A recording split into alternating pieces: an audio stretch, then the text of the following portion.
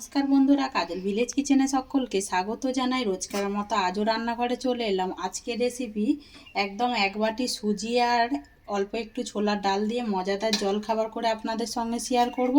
তার জন্য প্লিজ প্রথম থেকে লাস্ট পর্যন্ত ভিডিওটি দেখতে থাকুন। আশা করছি বেশ ভালো লাগবে। তো চলুন তাহলে শুরু করা যাক। সকালের একদম আটা মাখা ঝামেলা ছাড়াই এখানে এক বাটি সুজি নিয়েছি। এই সুজি দিয়েই আজকে আমি সকালে জল খাবারটা আপনাদের সঙ্গে শেয়ার করব। তো তার জন্য এখানে একটা মিক্সিং জার নিয়েছি। এই এক বাটি সুজিটা এর মধ্যে দিয়ে দেব। এখানে আরও কিছু উপকরণ দিয়ে দেব। দেখুন এখানে আমি দোমালা নারকোল ছিল, একটু ছাড়িয়ে রেখেছি, তাহলে দিলে পরে খেতে ভালো লাগবে। যদি না থাকে এটা না দিলেও চলবে। আর এখানে দেব আমি হাফ বাটি টক দই। এক বাটি সুজির জন্য এখানে হাফ বাটি টক দই যথেষ্ট। এবারে সুজি আর এখানে আমি ছোলার ডাল আগে থেকে ভিজিয়ে রেখেছিলাম, এই ছোলার ডালটাও আমি এর মধ্যে দিয়ে দেব। এটা খেতে কিন্তু বেশ ভালো লাগবে। আপনারা চাইলে কিন্তু মুগের ডাল বা মটর ডালও দিতে পারেন। তো এক বাটি সুজি আর এক মুঠো ডাল দিয়ে কিন্তু দারুণ স্বাদের খাবার আপনাদের সঙ্গে শেয়ার করবে। এতে দিয়ে দেবো আমি হাফ চামচের মতো চিনি। চিনিটা দিলে পরে খেতে দারুণ সুন্দর লাগবে। তো দেখুন এখানে হাফ চামচ চিনি নিয়েছি, এই চিনিটাও দিয়ে দিলাম। এবারে বাটি ধোয়া আমি হাফ বাটি জল দিয়ে দেব।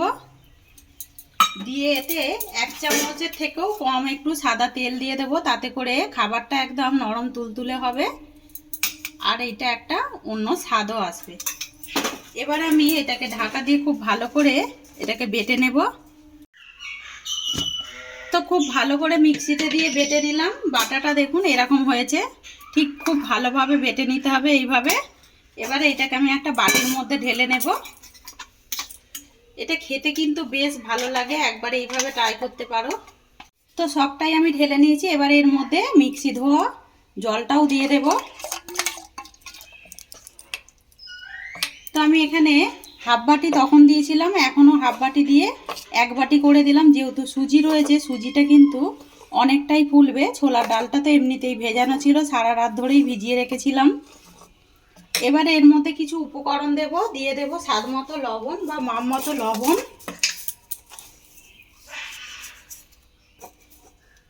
তো এখানে লবণটা আমি দিয়ে দিলাম, দিয়ে খুব ভালো করে এটাকে মিশিয়ে নেব।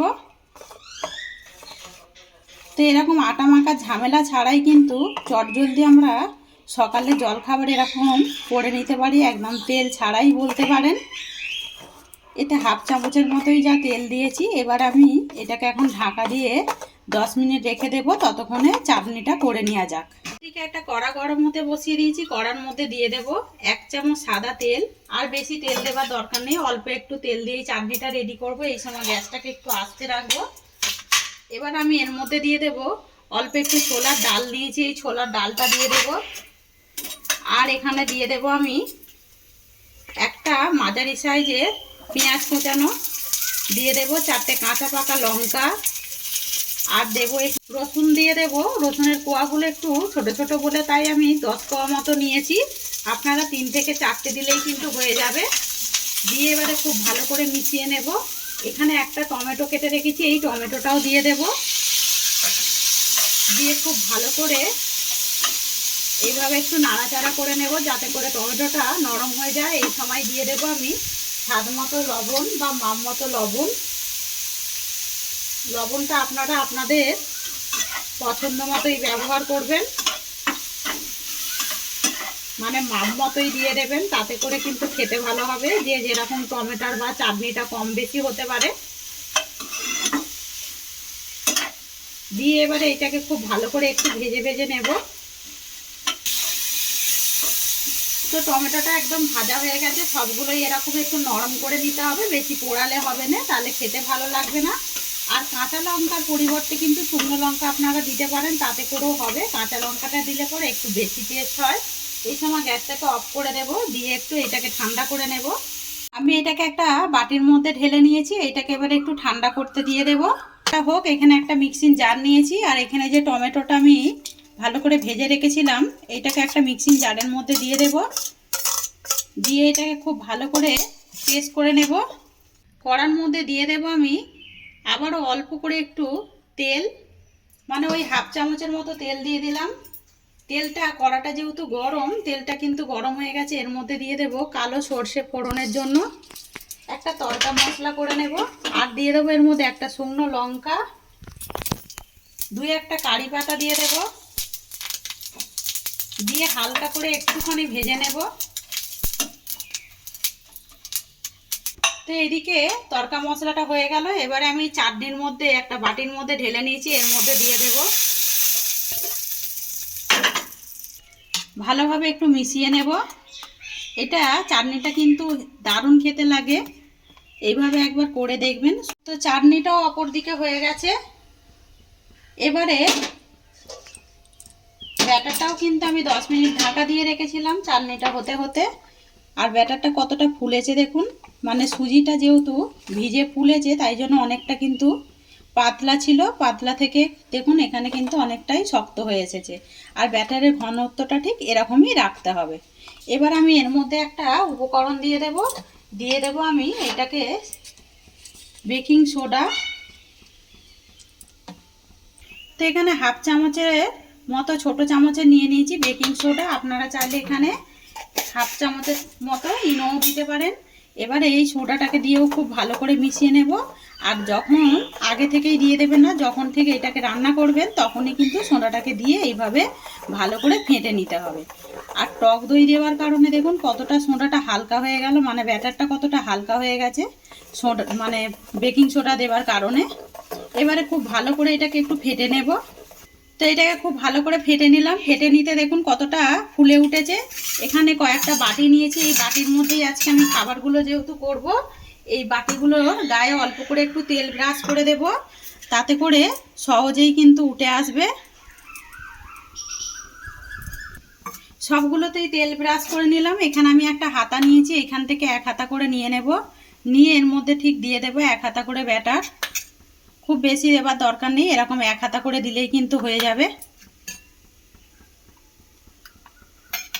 তো সব বাটিগুলোর মধ্যে দিয়ে দিয়েছি, একটুখানি ট্যাপ ট্যাপ করে দেব যাতে করে বাতাসটা বেরিয়ে আসে। এবার আমি এর মধ্যেও দেখতে সুন্দর হওয়ার জন্য কিছু উপকরণ দিয়ে দেব আমি এখানে আগে থেকে।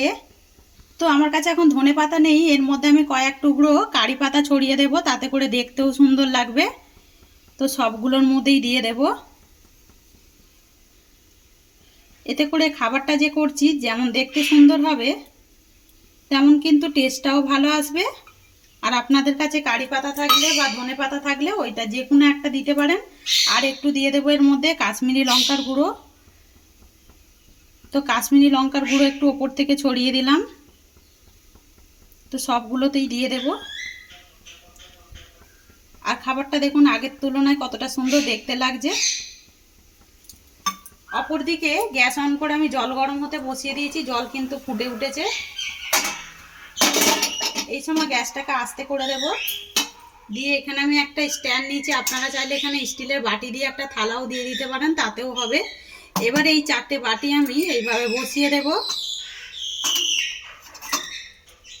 তো এর মধ্যে চারটে বাটি হচ্ছে না, তিনটে বাটি আমি বসিয়ে দিয়েছি। আর এই স্ট্যান্ডটাকে উল্টে দিয়েছি একটু, দিয়ে এবার এটাকে ঢাকা দিয়ে আমি 10 মিনিট এইভাবেই রান্না করে নেব। 10 মিনিটও লাগে না, আরও কম লাগবে। 10 মিনিট হয়ে গেছে। 10 মিনিট পর তুলে দেখাচ্ছি আমি। আর দেখুন কত সুন্দরভাবে ফুলেছে আর দেখতে কতটা সুন্দর লাগছে। এবার আমি এগুলোকে নাবিয়ে নেব। বেশ ভালোভাবে নাবিয়ে নিয়ে ঠান্ডা করে নিয়েছি। এবারে এই যেহেতু সুজি রয়েছে এইগুলো কিন্তু একটু ঠান্ডা করার পরে আপনি টানলেই ছেড়ে আসবে। বাটি থেকে কত সহজেই ছেড়ে আসছে সেটা কিন্তু দেখতেই পাচ্ছ।